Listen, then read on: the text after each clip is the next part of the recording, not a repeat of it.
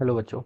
Let's read this question. So this question says, least count of a vernier caliper is 0.01 meter.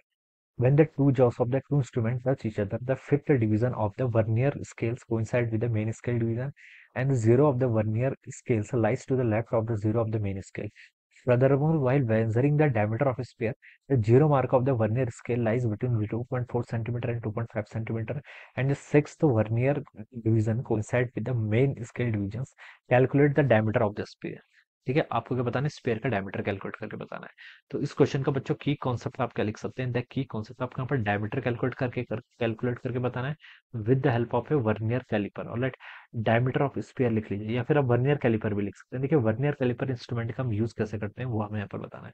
Least count of the vernier calliper, देखिए least count आपको question में given कर रखी है कितनी? 0.01 metre. इसका मतलब सेंटीमीटर। इसका मतलब क्या है? इसका मतलब है कि this is the minimum value. ये मिनिमम वैल्यू है जिसको हम क्या कर सकते हैं? वर्नियर कैलिपर की हेल्प से एक्यूरेटली मेजर कर सकते हैं। क्या कर सकते हैं? एक्यूरेटली मेजर कर सकते हैं। ठीक है, this is the minimum least value, ये गिवन कर रखी है। When the two jaws of the instrument touch each other, देखिए जब आपका वर्नियर कैलिपर स्केल जो होती है, देखिए ऊपर क्या होता है, ऐसे मेन स्केल होती है। यहाँ पर से देखिए आपके इस तरीके से ऐसे जॉस होते हैं। ठीक है, ये आपका ऊपर वाले एंड से फिक्स होता है। यहाँ पर आपकी क्या होती है? वर्नियर स्केल होती है इस तरीके से। ये वाली मेन स्केल होती है। यहाँ पर क्या होती है? Vernier scale. यहाँ पर देखिए आपका सेकंड जॉस होता है इस तरीके से। ऑलराइट, तो देखिए जब हम क्या करते हैं, यहाँ पर आपके ऑब्जेक्ट को क्या करते हैं, इन दोनों के, इन दो जॉस के बीच में क्या करते हैं, आपको फिक्स करते हैं। तो देखिए जब हम क्या कर रहे हैं, इसको कोइंसाइड करते हैं, तो वो कोइंसाइड हम इसलिए कर रहे हैं, उसकी हम जीरो एरर देखने के लिए। अगर हमने देखिए कोइंसाइड किया इन दोनों जॉस को, यानी कि इनके बीच में आपका कुछ नहीं फिक्स है, तब देखिए जीरोस ऑफ मेन स्केल और वर्नियर स्केल क्या करनी चाहिए? कोइंसाइड करनी चाहिए। अगर कोइंसाइड करेंगे तब हम बोलेंगे कि यहाँ पर क्या आपका जीरो एरर है।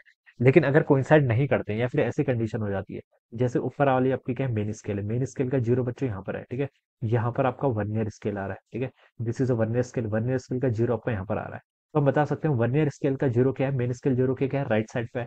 तो यहाँ पर आपका पॉजिटिव जीरो एरर आ जाएगा। क्या आ जाएगा? इस टाइप के एरर को हम क्या बोलते हैं? आपका पॉजिटिव जीरो एरर। ऑलराइट, ये क्या हो जाएगा? Positive zero error. अब इसको कैलकुलेट कैसे करते हैं? देखिए फिर हम वैल्यू कैसे कैलकुलेट करेंगे?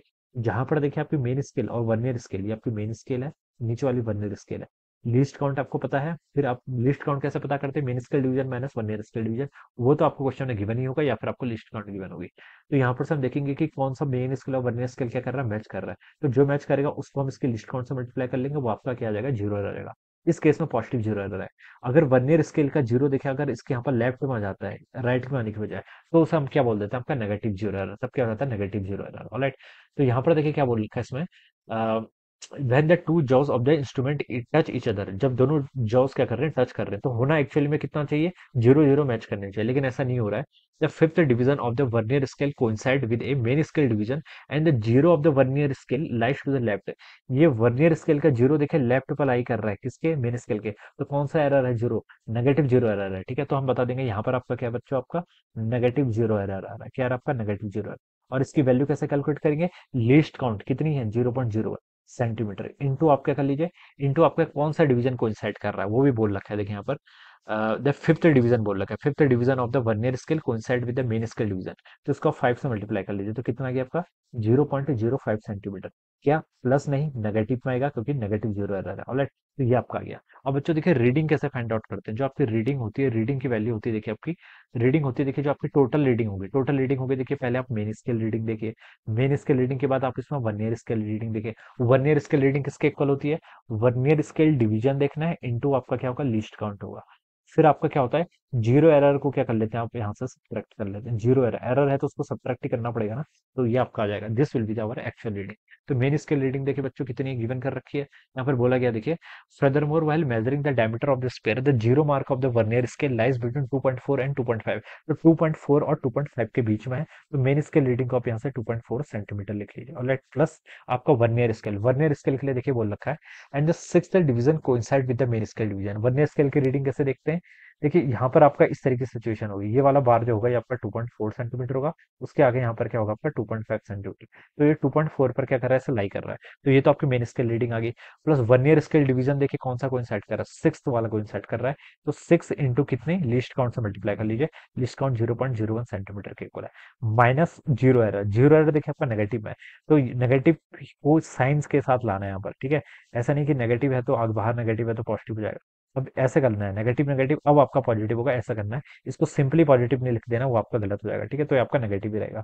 तो यहाँ से बच्चों देखिए कितनी वैल्यू आ गई? 2.4 सेंटीमीटर ये हो गया। प्लस आपका 0.06 सेंटीमीटर यहाँ से आ गया, और यहाँ पर से देखिए आपका जीरो एरर, इसको भी आप ऐड कर लीजिए तो हो जाएगा आपका माइनस माइनस प्लस, यानी कि 0.05 सेंटीमीटर के। ऑलराइट, तो देखिए इन दोनों को ऐड करेंगे तो आपका 0.11 सेंटीमीटर हो जाएगा। फिर आप देखिए 2.4 सेंटीमीटर में 0.11 सेंटीमीटर को ऐड करेंगे, तो ये आपकी क्या आनी चाहिए, फाइनल रीडिंग आनी चाहिए। तो इसकी वैल्यू हो जाएगी बच्चा आपकी 2.51 सेंटीमीटर के equal. So this will be the reading, क्या हो जाएगी, 2.51 centimetre, and this will be the answer of this question. तो इस तरीके से बच्चा हम क्या करते हैं, वर्नियर कैलिपर का आपका यूज करते हैं। Alright, so I hope you all understood this concept. All the best and thank you so much.